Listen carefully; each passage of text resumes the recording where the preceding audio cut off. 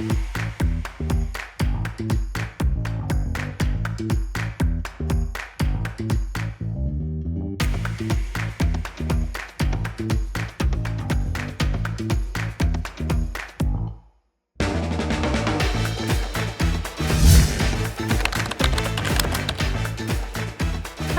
my name's Reise, and if you don't mind, I'd like to ask you some questions about Boryski's Butcher Block.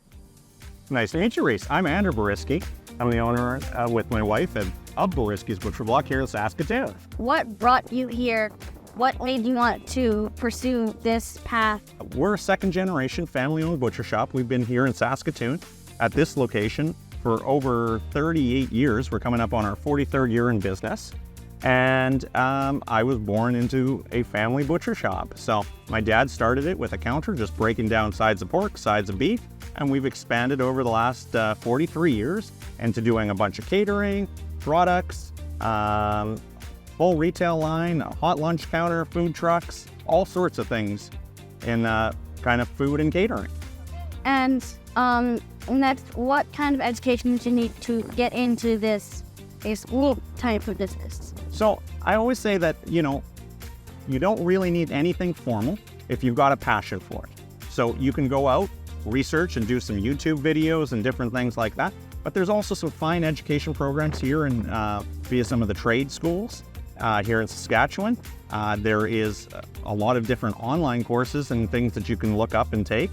But you don't actually need anything formal if you want to come and drop a resume off and start learning it, and it's a skill that kind of takes time, but you can definitely work your way up to like either a culinary or a red seal in a chef department, and kind of that cooking and different things depending on which aspect that you want to take of it.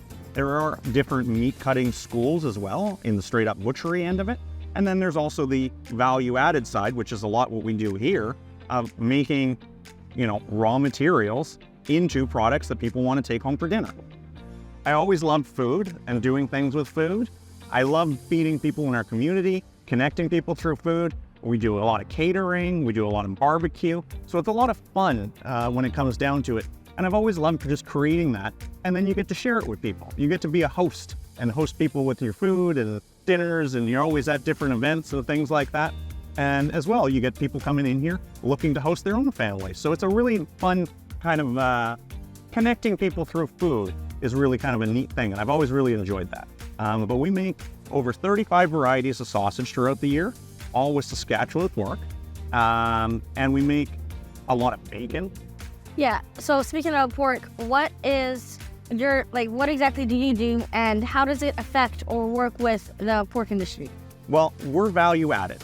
So at the end of the day, when pork farms or feedlots and things go to slaughter, they'll bring us sides, and we break it down and we turn it into a product that you might want to take home for dinner. So whether it's sausage or bacon, we use it in our burger recipe. We use a lot of picnics to make our pulled pork for our food truck in the summertime. So there's just a bunch of different things that we're taking that, raw material, turning it into something that's value added and serving it then to our customers or clients in whatever way. So what would be your day-to-day activities? Man, we do a lot of things. So I'm a manager with my wife. So every day we're either bringing in, every Tuesday we get in about 500 to 600 pounds of fresh pork that we got to turn into different items. We make over 1,200 items in-house that are our own recipes. So whether it's, okay, let's make it into sausage, we have burgers going out. We need more back bacon because we're out of that in retail. Or say we have a catering job coming up, so we need to smoke our pork overnight to get enough pulled pork for a group of 300 coming up.